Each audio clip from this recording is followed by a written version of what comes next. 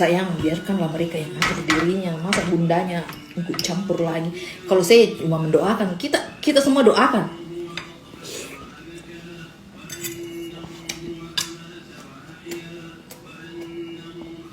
Ya, sama-sama kejar karir dulu, toh. Jangan bilang langsung mau menikah begitu tua. Sekarang hubungan silaturahim. Agar hubungan silaturahim tidak putus, ada ke 100.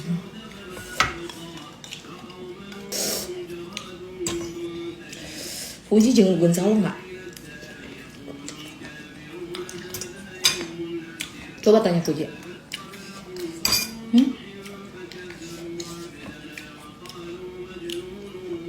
Saya tidak ambil keuntungan dari bisnis ini. Karena yang kerja karyawanku rata-rata keluargaku, sepupuku, saudaraku, pokoknya rata-rata keluarga. Ada juga orang lain. Sorry. Aduh, kan harus jaim ya, tidak boleh jilat-jilat. Tapi kan tanganku sendiri ya kan, bukan kaki yang dijilat ya. Maaf ya sayang, maaf.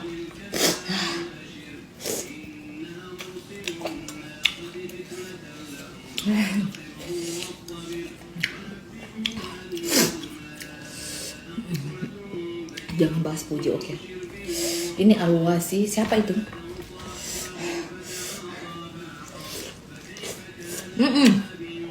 Hambur setan namanya ini. Hambur setan Makassar. Indonesia belum pada tidur ya. Tapi setiap hari saya bersihin, saya yang masak sendiri, saya yang rapi-rapi sendiri dapur. Saya masak untuk anak, masak untuk suami. Saya dulu pernah punya pembantu setiap hari tidur di sini, tapi akhirnya saya lepas karena saya terlalu keenakan gitu. Kalau punya pembantu, tunggu dulu. Cari uang itu gampang, cari pahala itu susah. Bikin dosa itu gampang, cari pahala itu susah. Kenapa saya bilang begitu? Kalau saya memasak, saya dapat pahala. Untuk siapa? Kalau kita urus anak, urus suami, kita dapat pahala. Kita bersih-bersih rumah, kita dapat pahala. Pembantu, saya ambil pembantu untuk bantu saya bersihkan rumah, tapi 1 kali seminggu. Kadang 2 kali seminggu, 1 kali datang, bayarannya 1,3 sampai 1,5 1 hari ya.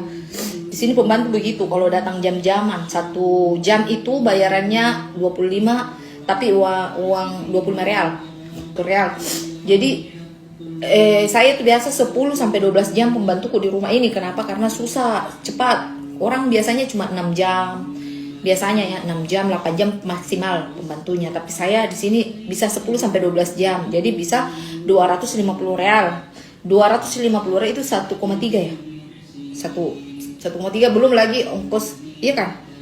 Belum lagi ongkos taksi 60 real. 60 real itu taksinya 250 ya. Bener gak sih? Ya kan? Jadi bisa 1,2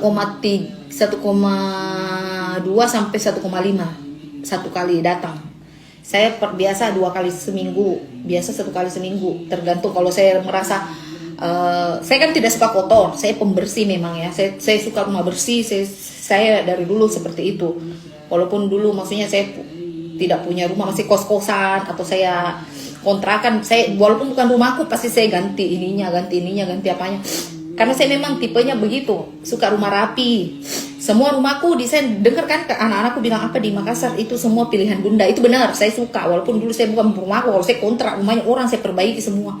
Karena saya memang suka rumah rapi gitu. Jadi dia datang itu 1 kali seminggu atau 2 kali seminggu. Alhamdulillah. Jadi sebenarnya bisa, yang dulu pernah tinggal di sini bisa, cuman saya keenakan, saya ngerasa kayak, dan juga adalah masalah ya sama itu orang yang pernah kerja sama saya. Masalahnya ya adalah pribadi, nggak boleh jelekin orang. Terus 1 sampai 2 kali seminggu. Nah pernah punya, tapi saya berhentikan. Dan juga saya mikir, ini pahalanya kapan? Cari uang gampang, cari apa, bikin dosa gampang, bikin pahala yang susah sayang. Kenapa di rumahku setiap hari ada suara ngaji? Karena kita dengar Al-Quran aja itu dapat pahala. Dengar aja, apalagi kita baca, ya kan? Bener kan? Terus kalau kita masak buat suami itu dapat pahala, masak buat anak itu pahala. Jadi saya pikir saya jauh-jauh ke sini ninggalin anakku. Kenapa saya nggak urus lagi anakku di sini sama suamiku? Mending saya urus sendiri. Walaupun saya juga dulu di Indonesia, anakku ada saya suap. Kalau saya bisa, saya suap anakku makan.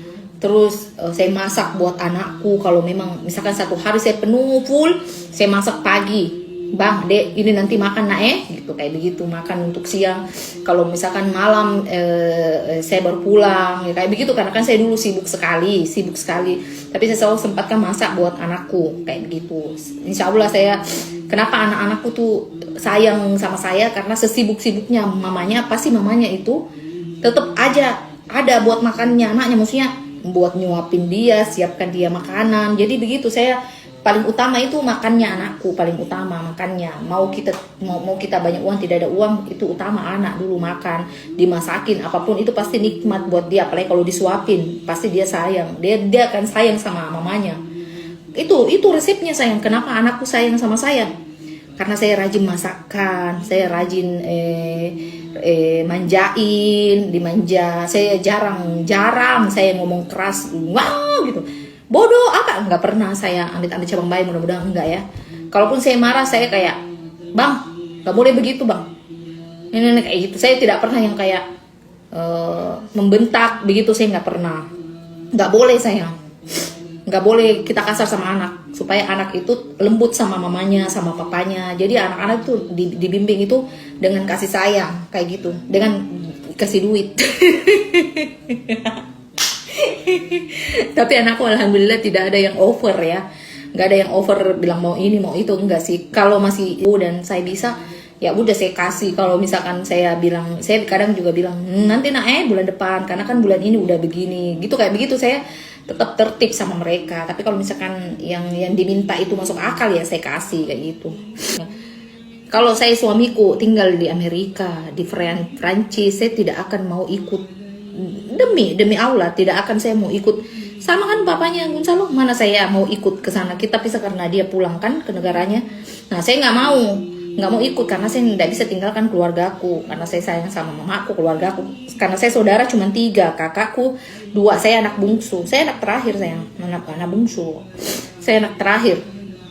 Terus saya itu kakakku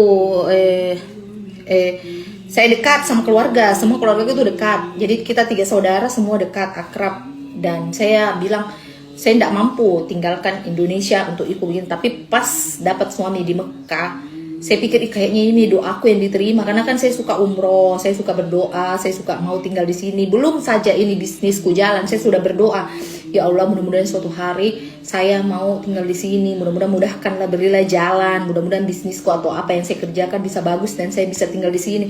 Saya tidak pernah bilang, ya Allah berikanlah saya suami orang Arab. Tidak pernah, sayang, tidak pernah menyangkut. Itu sudah sholat, sudah apa. Itu kan Ramadan susah cari taksi di sini. Kalau Ramadan susah cari taksi, susah sekali. Jadi itu security Pullman dibawa di hari Masjidil Haram ya.